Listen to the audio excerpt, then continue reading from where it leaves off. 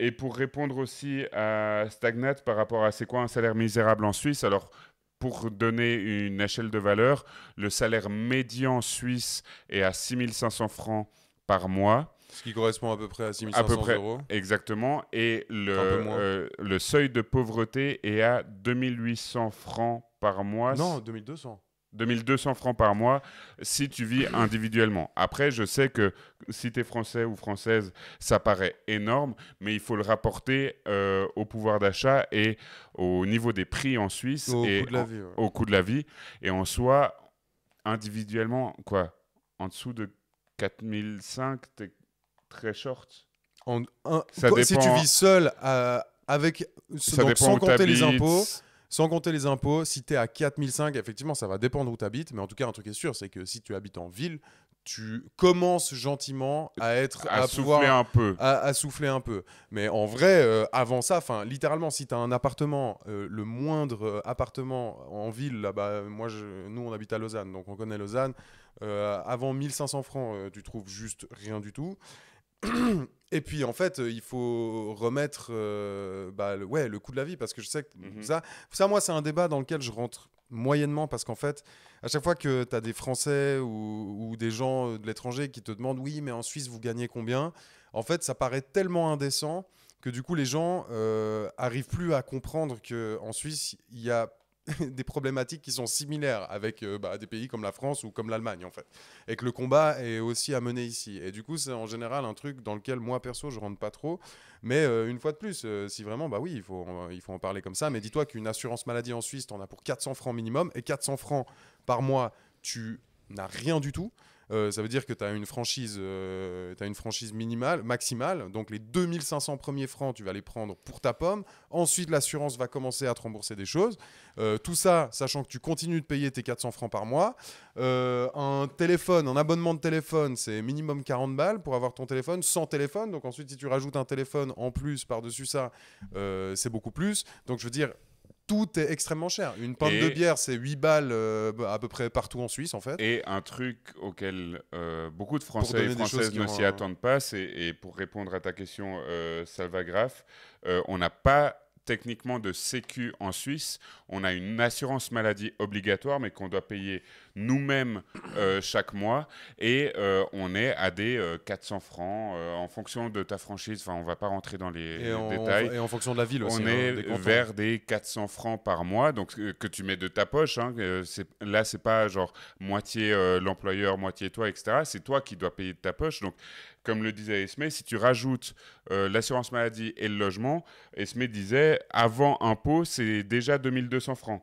Donc, pour Stagnat qui disait j'avais compté 3000 francs pour vivre à Genève seul, 3000 francs, techniquement c'est faisable si tu es dans un appart miteux.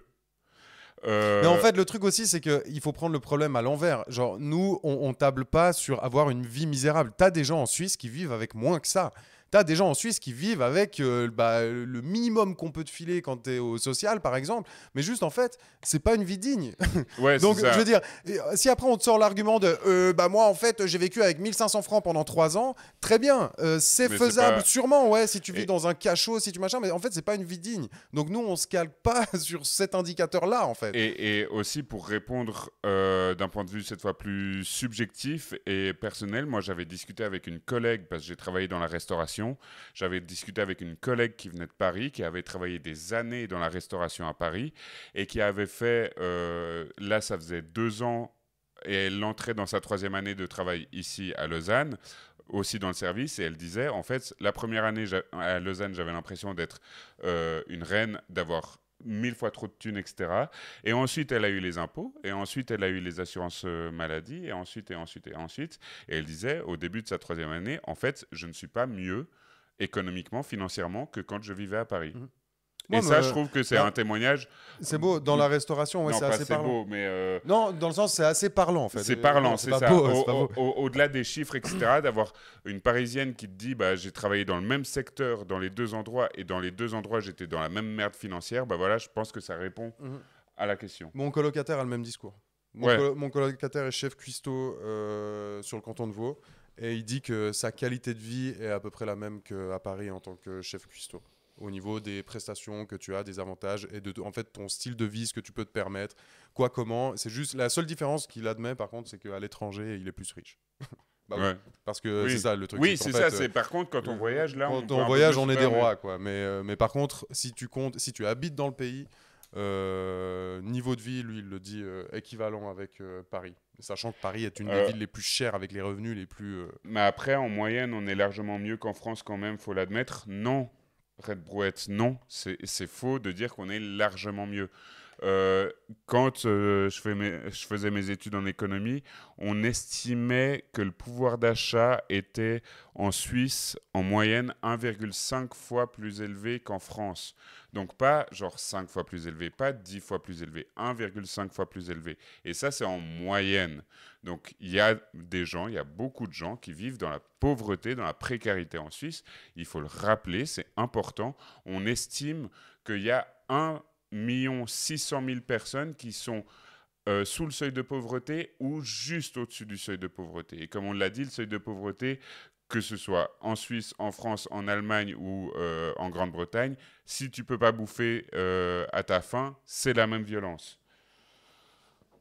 C'est pas énorme, 1,5 fois plus, et ça, c'est des moyennes statistiques. 1,6 million de Suisses sont sous le seuil de pauvreté ou proche, et 20% de la population déclare avoir refusé d'aller chez le médecin l'année passée pour des raisons financières. Faut se le mettre dans la tête, ça. En Et, fait, et quand on parle de pouvoir d'achat aussi, bah, ça prend en compte plein de choses qui ne sont pas forcément comparables. Genre, qu'est-ce que ça veut dire pour nous d'avoir de pouvoir plus facilement s'acheter un iPhone, mais moins facilement se loger? Est-ce que du coup, on est mieux?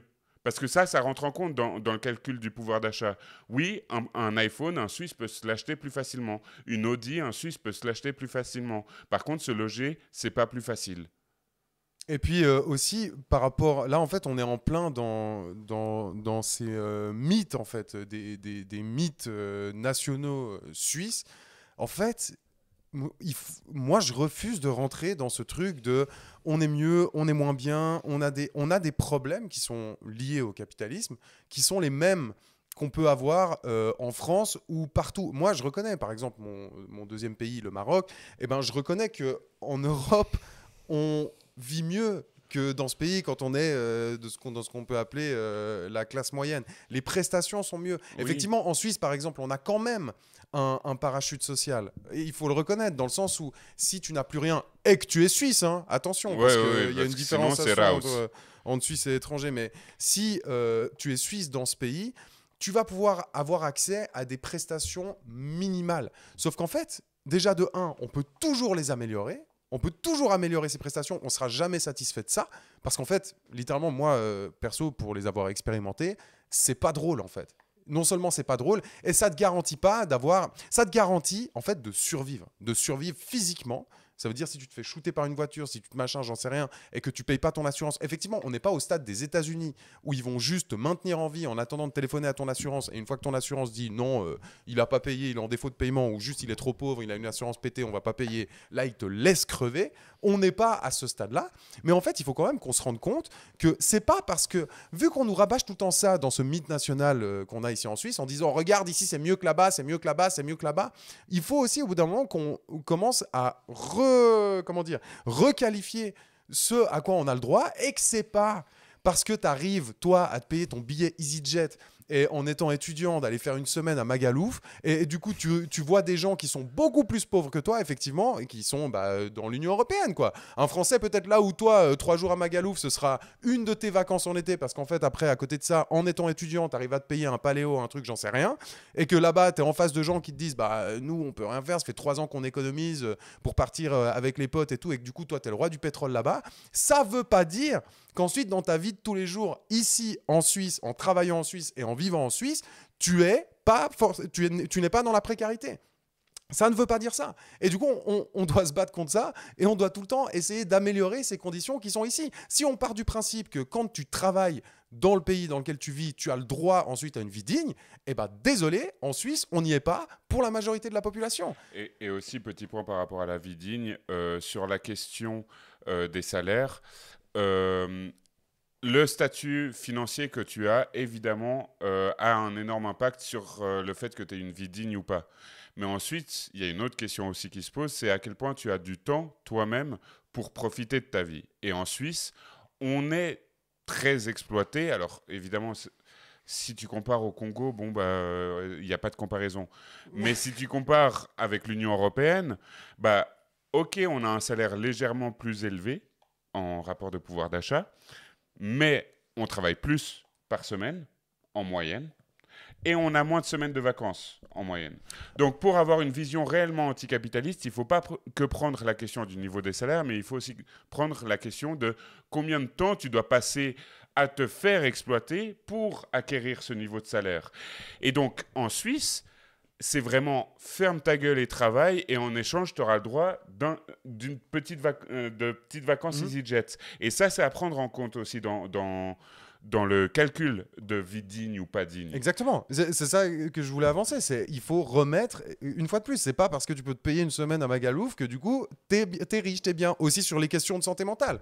Ouais. Sur les questions de santé mentale, en Suisse, on a un taux de suicide qui est plus élevé par habitant qu'en France, par exemple. Je crois que le seul pays qui nous dépasse, c'est le Japon, ou un bordel comme ça. Non, on n'est pas à ce stade, t'as des pays, c'est des dingueries par habitant. Finlande, Lettonie peut-être devant. Justement, t'as beaucoup de pays nordiques où ils ont vraiment des très sévères problèmes avec ça. Mais bref. Mais c'est pas parce que...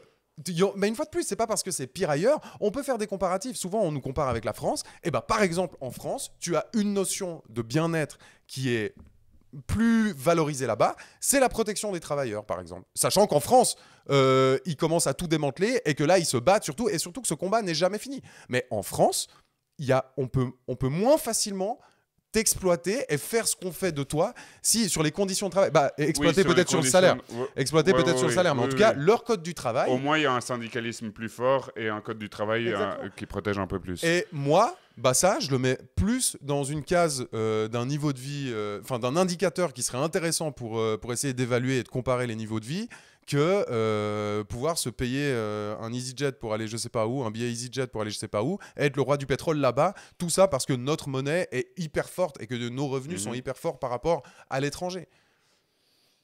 Putain, c'était une digression, c'était un sacré tunnel.